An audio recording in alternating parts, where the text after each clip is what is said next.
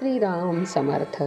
सद्गुरू श्री ब्रह्मचैतन्य महाराज गोंदवलेकर यांचे प्रवचन दिनांक 18 नोव्हेंबर. श्रद्धा ही मोठी शक्ती आहे. फार चिकित्सा करत बसणे हे मानवी देहबुद्धीचे लक्षण आहे. दुकानात गिऱ्हाईक आले आणि मालाची फार चिकित्सा करू लागले की हे गिऱ्हाईक काही विकत घेणार नाही असे दुकानदार मनात समजतं. परमार्थातही अतिचिकित्सा करणाऱ्या माणसाचे तसेच आहे. रणांगणावर गुरूंना कसे मारावे या चिकित्सेत अर्जुन पडला. भगवंतांनी अर्जुनाला आपले रूप दाखविले. त्यात पुढे होणाऱ्या सर्व गोष्टी अर्जुनाला दिसू लागल्या. देहबुद्धीच्या अभिमानाच्या आहारी जाऊन मायेत सापडल्यामुळे झालेला गोंधळ या विश्वरूप दर्शनामुळे नाहीसा झाला. मायेचे मूळ लक्षण म्हणजे मी करता आहे असे वाटणे. अभिमानाशिवाय कार्य तरी कसे होईल असे आपण म्हणतो आणि पापाचरण करायलाही मागे पुढे पाहत नाही. देहबुद्धीने केलेला धर्म उपयोगी पडत नाही.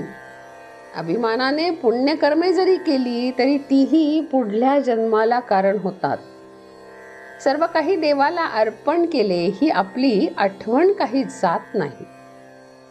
दुःखात असताना आपण आपले जीवन प्रारब्धाच्या, ग्रहांच्या, संचिताच्या किंवा भविष्याच्या हाती आहे असे म्हणतो, परंतु ते भगवंताच्या हाती आहे ही श्रद्धा उडून आपण त्याला विसरतो.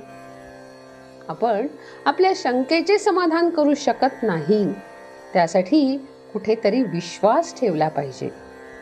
आपण आजपर्यंत जगलो याला काय कारण सांगता येईल?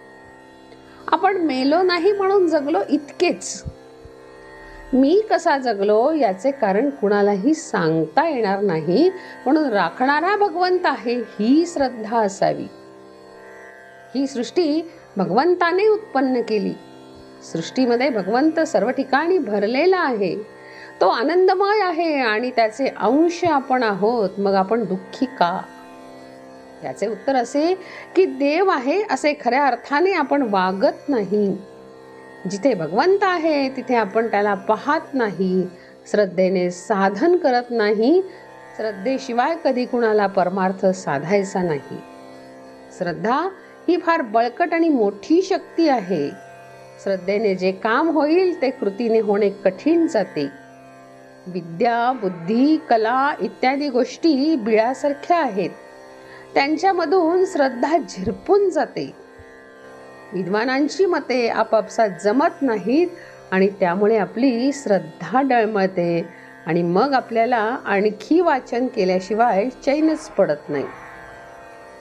आपल्या स्वभावामध्ये भगवंताच्या श्रद्धेपासून उत्पन्न झालेला धीमेपणा म्हणजे धीर पाहिजे.